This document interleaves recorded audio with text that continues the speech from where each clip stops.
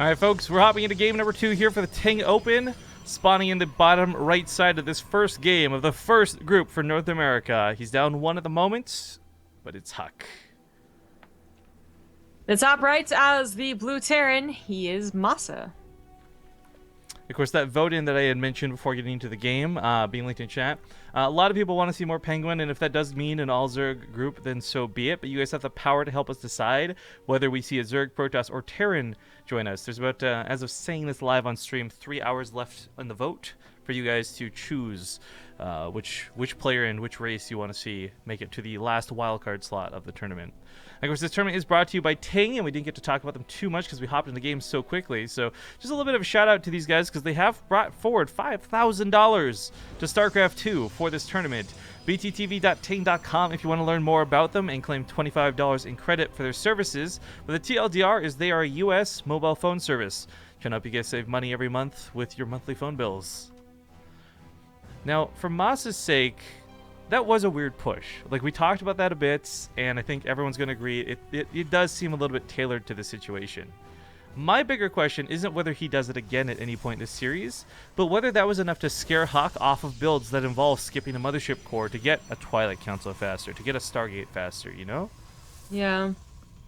Unfortunately, like, if HuK had studied MaSa and seen MaSa going for, like, the CC first into nothing but barracks, that would be the golden build to do something sneaky that you would skip a mothership for, because there's no Reaper, and you would expect them to be defensive, not pushing out with a random 6 Marines. And yeah, Moss is doing it again, you know? And usually when you see that, that is, you know, wide open for proxies or, you know, hiding something in your main.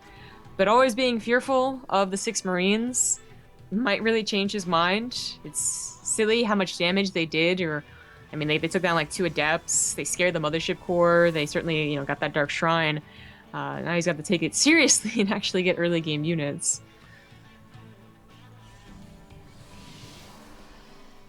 I am also wondering, like, with the double Adepts, HuK, in the history of us casting him, and this is more so, I think, lately, he's been getting a bit better about scouting, but for the most part, he's not a player who scouts a lot.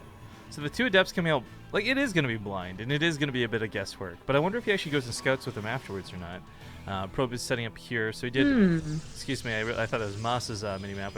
I ruined the graphs to check, but it was actually HuK's probe that had gone and scouted this game.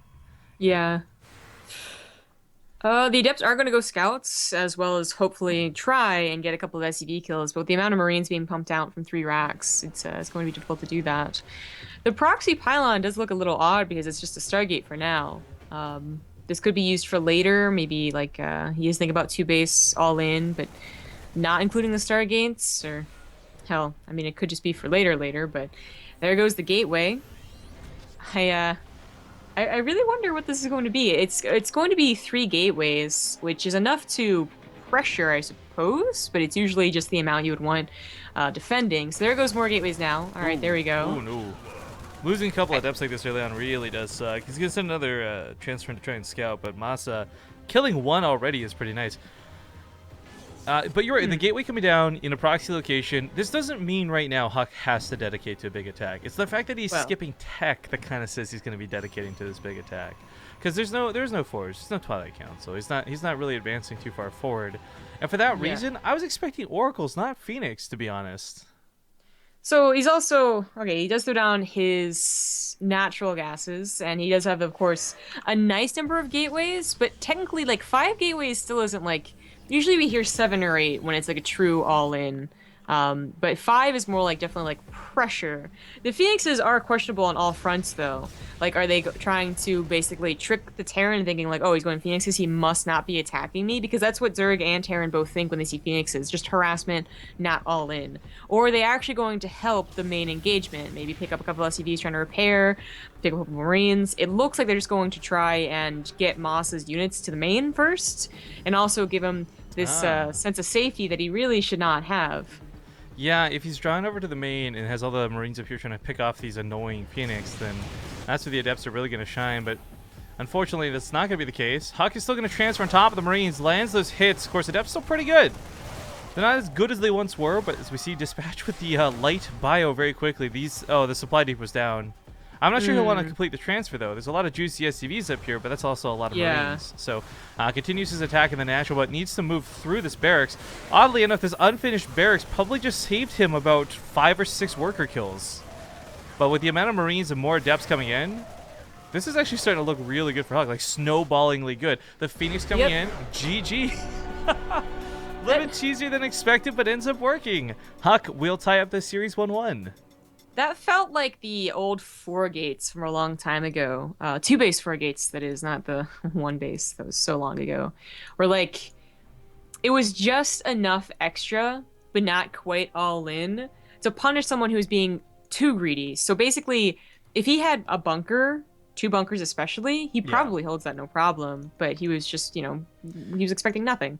Well, you see, it reminds you that actually, in like longer context, that actually reminds me more of like the Zealot Stalker poke that would sometimes get snowbally, rather than like a big 4-gate all-in, right? Because you're like, okay, this looks manageable at first, then you realize, like, shit, I just barely can't deal with this. Yeah. But Leerlac Crest, we don't have a sweet intro for, so plan is we're going to play this 3rd game. After this 3rd game, we're going to take a small break, guys, to get into game number 4. But don't worry, we're not going to be holding you up. We want to give you a lot of StarCraft tonight, as everything tonight is best of 5s.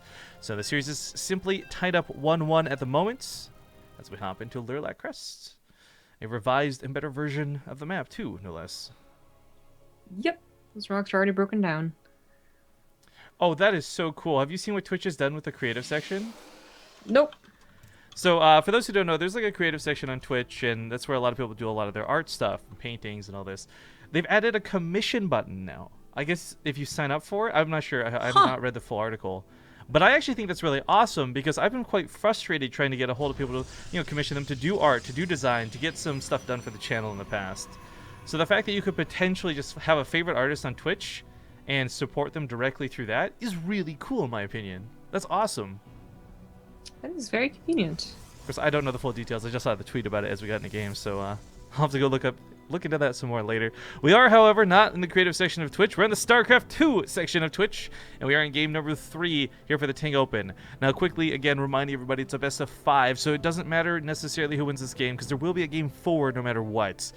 Spawning here on the bottom left side of Leerlac Crest, playing for Evil Geniuses, it's the orange Protoss HuK. In the top right, as the blue Terran, he is MaSa. So we had really awkward racial balance coming into the group stages. Obviously, very little to no Protoss, lots of Zerg, and a fairly decent amount of Terran. Actually, lots of Terran because of Korea. But yeah, I am curious what the second stage of groups is going to look like. Are we going to have that same level of imbalance? Or maybe it's worse. Maybe we're going to have, like, maybe it will be TVT across the board. But I kind of imagine, just looking at the player list we have, it will look pretty decent, pretty balanced. I'm hoping, at least. hopefully. SSL is. The wildcard group really throws me off, though. That one with 3 Zerg in it. It's gross. So gross. What's gross is that people are still voting for Zerg. I mean, Penguin's great and all, but some people say that they're voting for him because he's Zerg. What's wrong with you? There's actually, enough Zerg already. I think I will say this outright. More so than the Korean groups, I actually think the wildcard group 2 may be the most stacked group of death, if you will, or whatever. With Bunny, Snoot, a Laser, and Naniwa. If nothing else, it's going to be the most enjoyable to watch for certain. Yeah, 4.5. You can see, I guess, just a simple change in Moss's build here. He goes for a Reaper. Hey, look at that. Now the Reaper still would not have scouted all 5 gateways because it would have died to an adept on Mothership Core. Well, actually, just an adept. There's a Mothership Core.